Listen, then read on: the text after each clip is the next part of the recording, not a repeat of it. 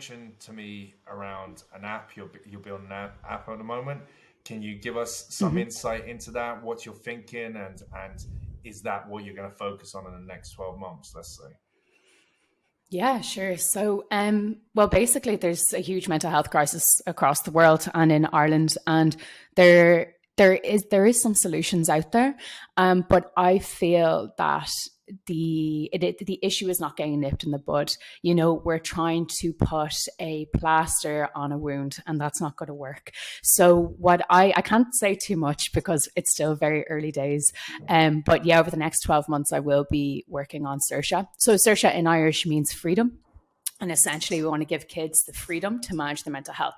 So it's going in, working with them at early stage for them to manage life's complexities so their issues don't turn into something greater in the long term. From photography, I went into videography, and it just became a natural progression to create content for brands. I used to work with an entrepreneur where I would create like bite-sized content of him, like, you know, three tips for interviews, or, you know, how to pitch, like 5 tips for pitching. And we did this back in like 2015, 2016, I'm going to say. So no one else was really doing that, but you see that kind of content everywhere now. And I actually thought of that content because obviously nothing is original anymore. I picked that up from Gary Vaynerchuk, and because I don't, you know Gary Vaynerchuk, right? Yeah, I do. Yeah. Yeah, yeah. So he has that guy who follows him around 24/7, basically filming him, right? And then you take this large piece of content, and then you just break it down into smaller segments. And that's where I think kind of the future of content is going as well.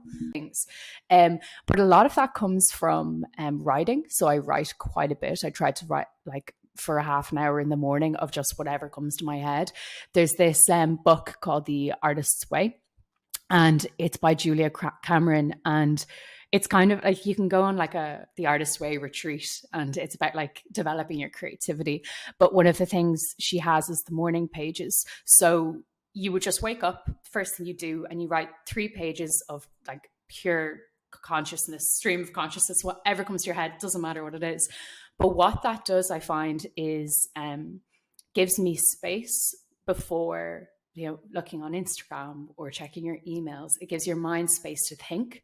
And then throughout the day, what happens is, let's say, for example, you go for a walk, things come to your head, you start absorbing content, but you see it in a different way than you would if you were constantly bombarded, because you're actually continuously giving output rather than just taking input, you know. And once you start continuously putting out work, whether, and honestly, it can be absolutely shit.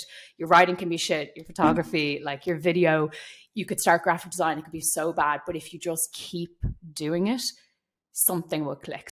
What I'd be looking at as well is kind of like where TikTok is going.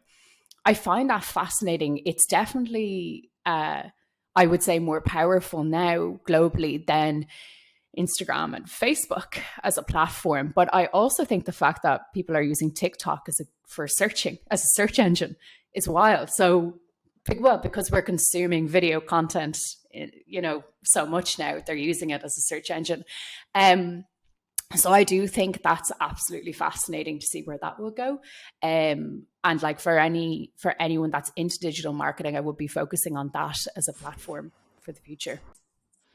I'll definitely have you on at some stage again.